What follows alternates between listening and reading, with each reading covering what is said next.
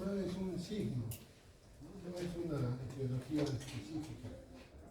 Sabemos que hay signos y síntomas que en conjunto forman un síndrome, y este síndrome puede tener alguna definición general, pero para llegar al diagnóstico preciso etiológico se necesitan exámenes, laboratorios, imágenes. Entonces, el edema es un signo genérico. Vamos a definir qué es edema, reconocer las causas principales y aplicar un enfoque diagnóstico sistemático. Entonces, es la acumulación normal de líquido en el espacio intersticial, que puede ser localizado o generalizado. Según su consistencia puede dejar fovea o no puede dejar fovea, cuando uno hace la dígito-presión durante el examen físico. 5 a 10% de las consultas son por edema. Y el síndrome nefrótico, que es la causa más importante de edema en pediatría, tiene una incidencia de 2 a 7 por cada 100.000 niños. Como he respondido bien, la fisiología de la formación del edema involucra fuerzas que gobiernan los intercambios de fluido plasma e intersticio, las fuerzas de Starling, recordando lo que han visto ya en fisiología. Incluye, en primer lugar, la presión hidrostática y oncótica originadas dentro del lumen capilar. Y en segundo lugar, la presión hidrostática y oncótica opuestas que están originadas en el intersticio que rodea a ese capilar. De tal manera que hay un intercambio de fuerzas y de acuerdo a eso se va desplazando el líquido. La presión hidrostática capilar está derivada de la presión arteriolar, ¿no? La cual es consecuencia del gasto cardíaco, de la contractilidad cardíaca y la resistencia arterial, ¿no es cierto? Esa es más alta que la presión intersticial y favorece el movimiento del fluido del capilar hacia el intersticio. En cambio, la presión oncótica capilar, derivada de la albúmina sérica, es más alta que la presión oncótica intersticial, por proteínas que existen en el intersticio, y retarda el movimiento del fluido fuera del capilar hacia el intersticio, porque la albúmina jala agua. Entonces aquí tenemos un esquema donde se puede ver este intercambio de presiones. Es más alta la presión hidrostática en el extremo arteriolar y es menor la presión hidrostática en el extremo en la vénula.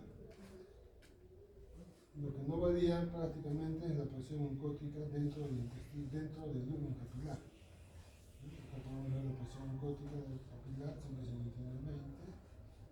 Y la presión hidrostática es más alta en la zona arterial y más baja en la zona venosa.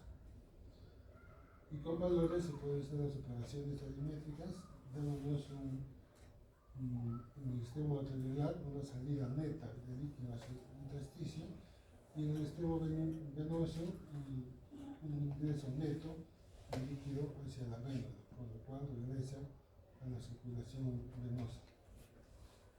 Casi el 90% responde a estas fuerzas. Menos del 10% del líquido del intersticio es recogido por las masas linfáticas. De ahí que también puede existir el linfedema. Entonces vamos a ver. Vean cómo está ocurriendo la circulación de la zona arteriolar a la zona venosa. En el extremo arterial hay más presión, ¿verdad? Más presión hidrostática. Es más alta que la presión oncótica. Por lo tanto, el resultado neto es que sale líquido hacia el intersticio. Y cuando ya la sangre está recorriendo hacia la zona venosa no tiene presión prácticamente hidrostática, porque no hay una bomba que coge el fluido dentro de las vénulas, y entonces la presión oncótica, que es mayor que la presión hidrostática venosa, como efecto final tiene una reabsorción del líquido del intersticio hacia la vena, una reabsorción neta. Entonces en el extremo capilar observemos que hay una filtración neta, ¿no? la presión hidrostática es de 33 milímetros de mercurio y la presión oncótica es de 20. Entonces, la filtración neta, haciendo la aritmética, es de 13 milímetros de mercurio, por el cual sale líquido del capilar hacia el intersticio. En el extremo venoso ocurre lo contrario, porque la presión hidrostática de la zona venosa es menor y la presión oncótica se mantiene. Haciendo los cálculos, ¿no? La presión hidrostática neta es de 13 en la vénula y la oncótica es de 20, habiendo una diferencia de menos 7 para que pueda reabsorber el líquido desde el intersticio hacia la vénula. Y como dije, hay un porcentaje que no responde a estas fuerzas del líquido que se queda en el intersticio, pero ahí cumple su función el sistema linfático, que también al final por el conducto piloso lo devuelve a la circulación venosa.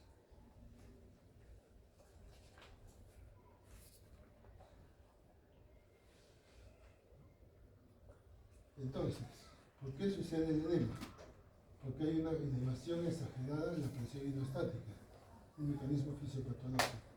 También puede ser porque hay una reducción en la disminución de la presión oncótica, o porque hay un aumento de la permeabilidad capilar, o porque el sistema linfático está obstruido. Serían las 4 causas fisiopatológicas de la formación de edema. El edema localizado afecta una región específica. Puede verse, por ejemplo, obstrucción venosa o linfática. Un ejemplo podría ser la tumosis venosa profunda, o la compresión venosa por algún tumor, o reacciones alérgicas o infecciones que aumentan la permeabilidad capilar vascular. El edema, cuando no tiene el signo de la fovea, en semiología, generalmente corresponde al linfedema. El edema generalizado se presenta en todo el cuerpo, en múltiples áreas, y puede ser afectado por agresiones sistémicas, por ejemplo, la insuficiencia cardíaca, la enfermedad hepática, la enfermedad renal, síndrome nefrótico, nefritis, insuficiencia renal. En el caso de las primeras, la insuficiencia cardíaca y la enfermedad hepática, está incrementado en lo que es la presión hidrostática, sobrecarga de volumen. Y los problemas renales generalmente es un tema de disminución de la presión oncótica, por pérdida de las proteínas, pérdida del albúmina. Aquí podemos hacer una clasificación fisiopatológica según los mecanismos y la fuerza de Stalin.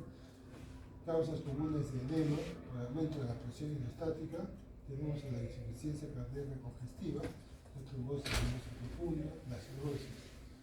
Un ejemplo clínico, una manifestación clínica es el edema granular con fovea.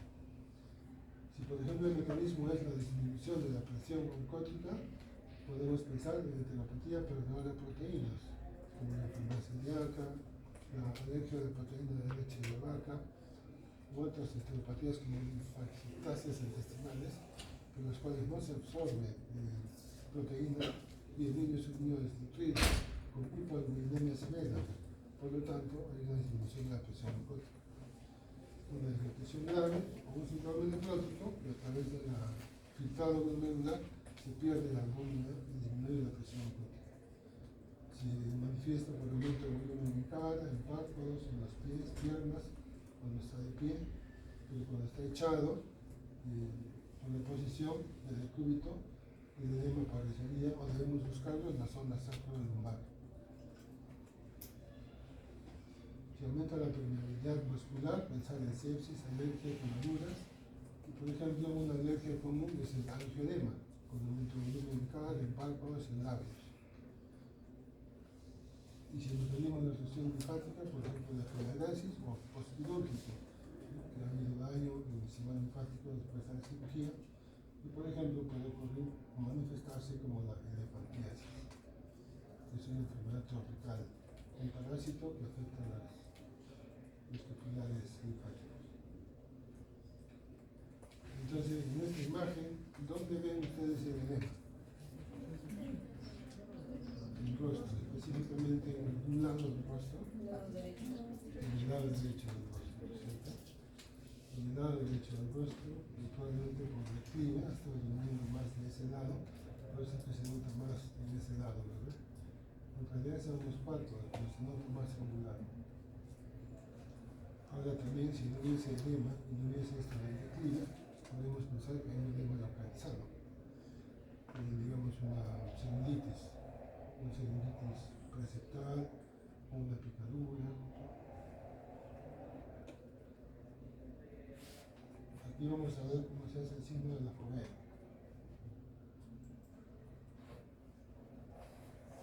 Se puede clasificar según la intensidad en 1, 2 y 3 cruces. Es una forma subjetiva de notar cómo se forma la fovea. Si el paciente está echado, se puede hacer presión en la zona del lomo sacro.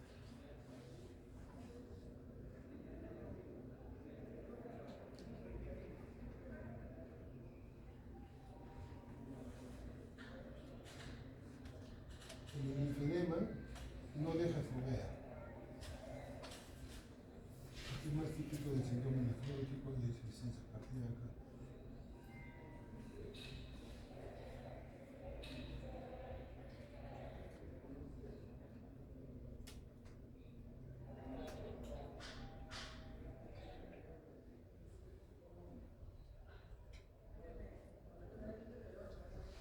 Por ejemplo, al hospital llegó una niña de 11 años que fue manejada con sustracción de prednisona por edema con mejoría parcial. Entonces ya se salió de lo más común que es el síndrome nefrótico. Y había oliguria, que no es típico del síndrome nefrótico, presión alta, la presión arterial alta, que tampoco es típico del síndrome nefrótico, la alguna estaba disminuida, había hematuria, que tampoco es típico del síndrome nefrótico. La creatinina está un poco elevada, tampoco en el síndrome nefrótico no hay insuficiencia renal, pero sí había proteinuria significativa. A veces hay cuadros mixtos, donde la única solución es una biopsia renal y un estudio histopatológico y llegar al diagnóstico etiológico. Que fue el caso de esta niña, ¿no? También en un edema generalizado, sobre todo si hay historia clínica de disnea, de esfuerzo, signos de insuficiencia cardíaca, ¿no? Se agita, se cansa con las actividades, presenta tos, ustedes la auscultan, ven que está con taquipnea, la auscultan, encuentran rales, ¿no es cierto?, sibilantes, suprépitos, soplo cardíaco, palpan el precordio y sienten el frémito, ¿no es cierto? Pueden ver, toman una placa y ven esto, entonces pueden hacer el diagnóstico de una insuficiencia cardíaca. Los niños también a veces nacen con malformaciones del corazón. Desde el nacimiento, por su código genético puede fallar, ocurre una malformación cardíaca que lo puede llevar a la insuficiencia cardíaca crónica.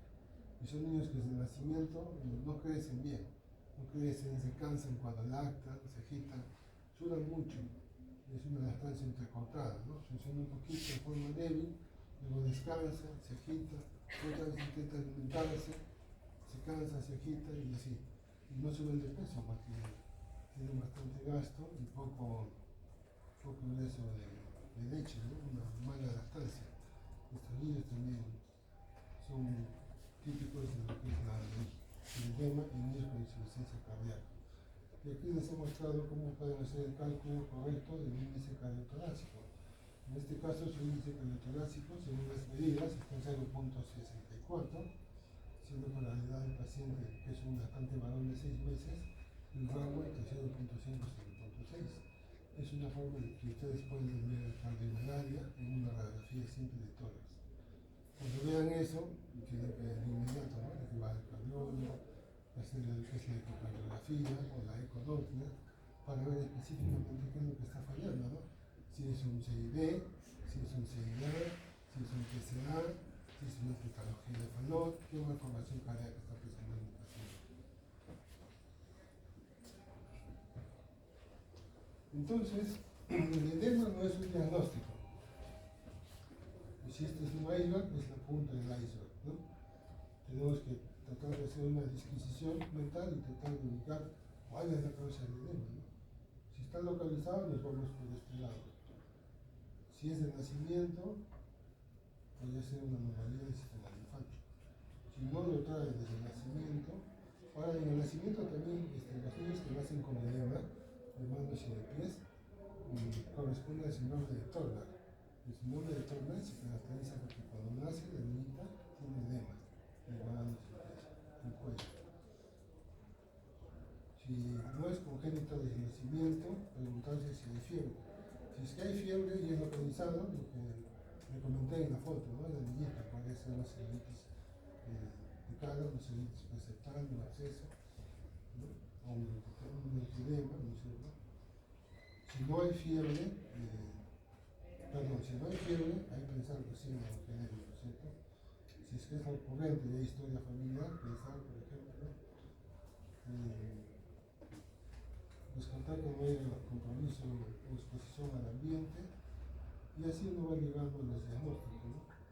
Ahora vámonos al edema generalizado. ¿Es localizado? No. Hay evidencia de enfermedad cardíaca, o sea, soplo cardíaco, taquicardia, pulsos débiles, cansancio fácil con las actividades, retraso de crecimiento. Es que hay evidencia, pensar en una falla cardíaca excesiva. Si es que no tiene esa evidencia, no hay cansancio, crece bien, no tiene taquicardia, no se agita, pensar en la parte renal, hacer un examen de orina. Si es un examen patológico con proteinuria, pensar, ¿no es cierto?, en una enfermedad renal. Si no hay pérdida de proteínas por riñón, pensar en el hígado, porque en el hígado es donde se sintetiza la albúmina. Si es normal de función hepática, pensar, ¿no es cierto?, en una enfermedad hepática.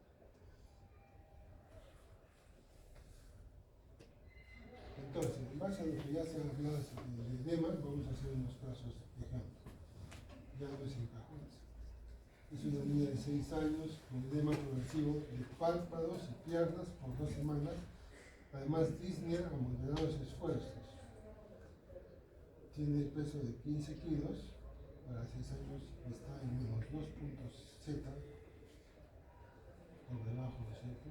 Soplos históricos de 3 sobre 6, hepatomegalia a 3 centímetros, con reflujo hepatoinguinal, su presión arterial de 93 sobre 61 y satura al 80%.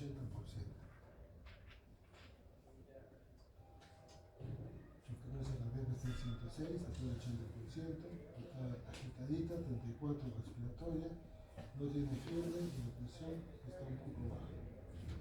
¿Cuál sería la etiología más probable del edema?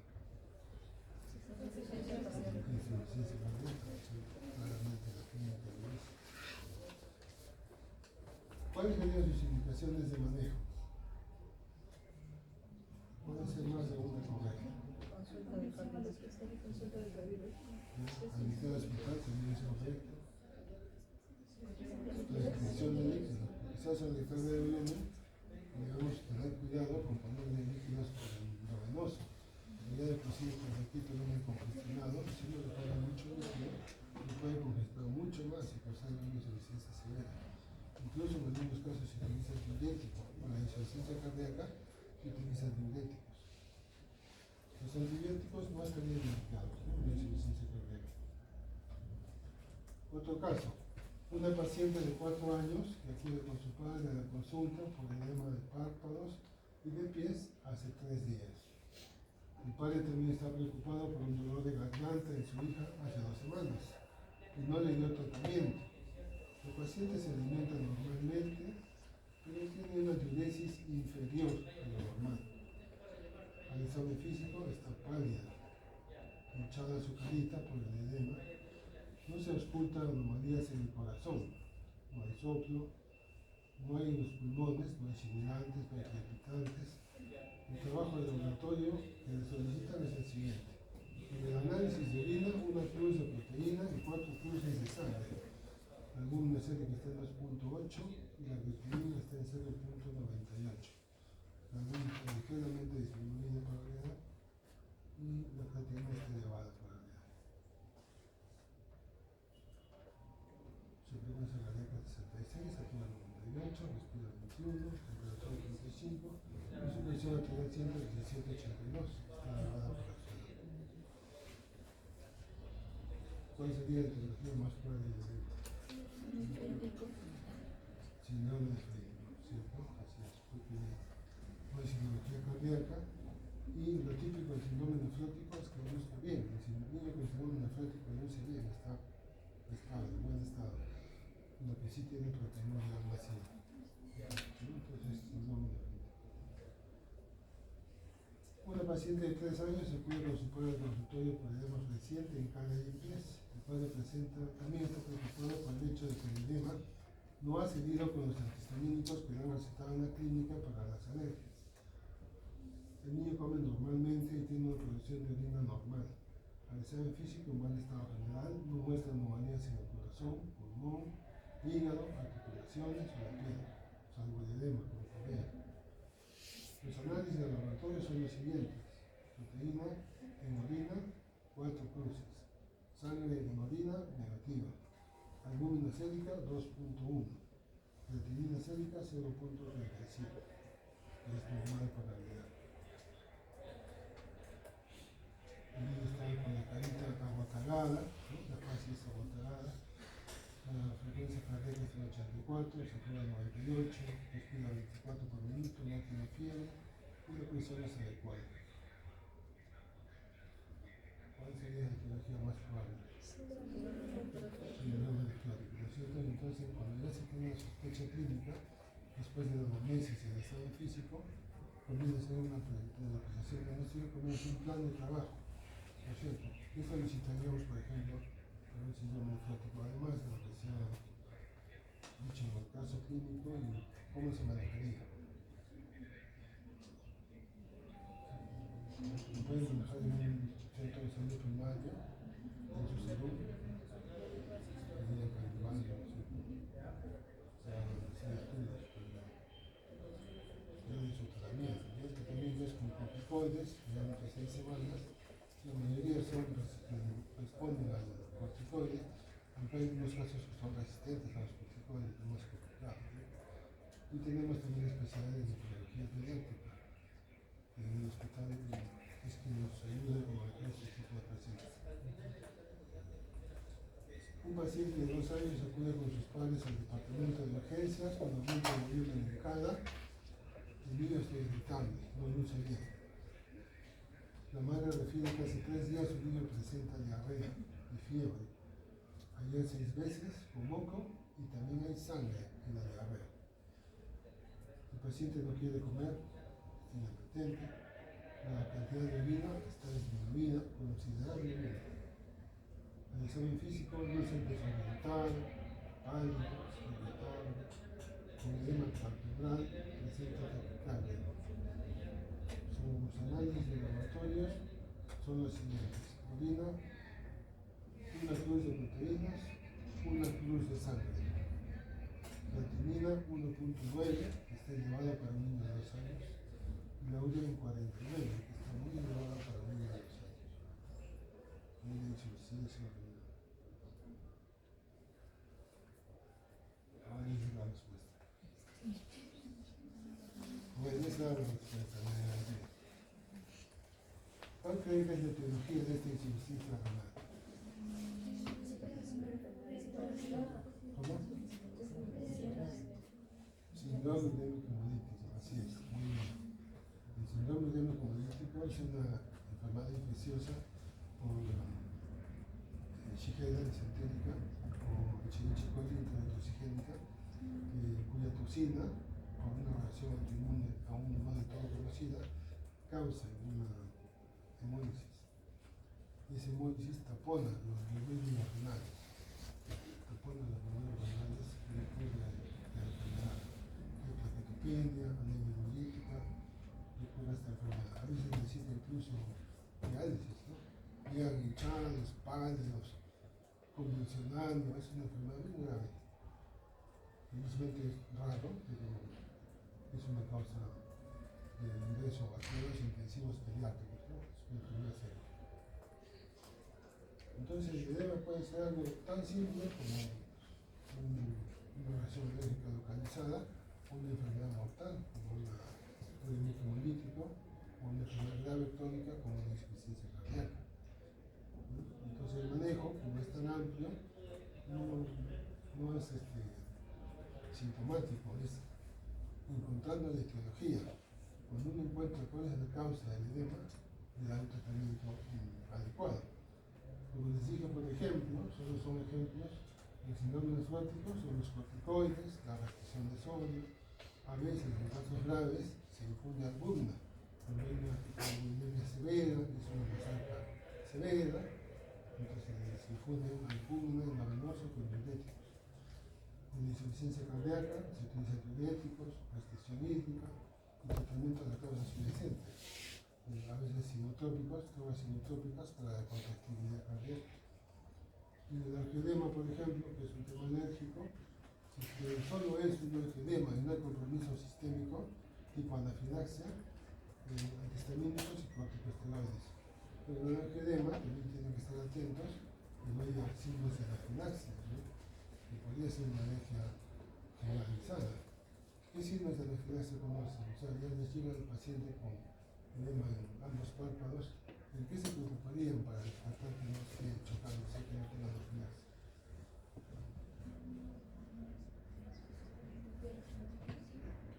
En las funciones vitales, ¿no? La anafilaxia, tendría taquicardia, caería la presión arterial, habría insuficiencia respiratoria aguda, le faltaría el oxígeno, podrían escuchar sibilancias, ¿no? Entonces a esas personas a veces ocurre eso, ¿no? Cuando les inyectan penicilina. Felizmente es raro, uno en un millón, pero puede pasar, ¿no? Inyectan la penicilina, hace una alergia severa, puede ser un choque anafiláctico, ¿no? Entonces siempre preguntar antes de prescribir si es alérgico a la penicilina, ¿no? Con un ambiente hospitalizado, con un médico autorizado, hacer un reto de exposición a la penicilina para descartar si realmente tiene eso. Pueden usar el antibiótico, si es que sea fuerte usar el antibiótico, ¿no? Si no se puede hacer eso, buscar otras alternativas o no gastar antibióticos, ¿no? Porque si la mamá les dice, por si acaso, mi hijo es alérgico a la amoxicilina,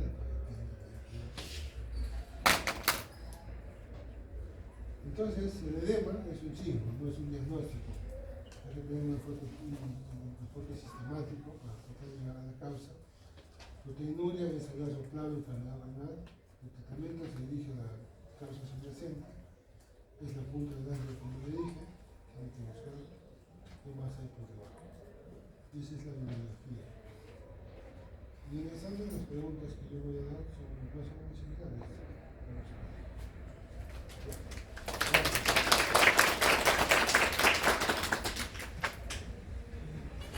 Gracias por verse,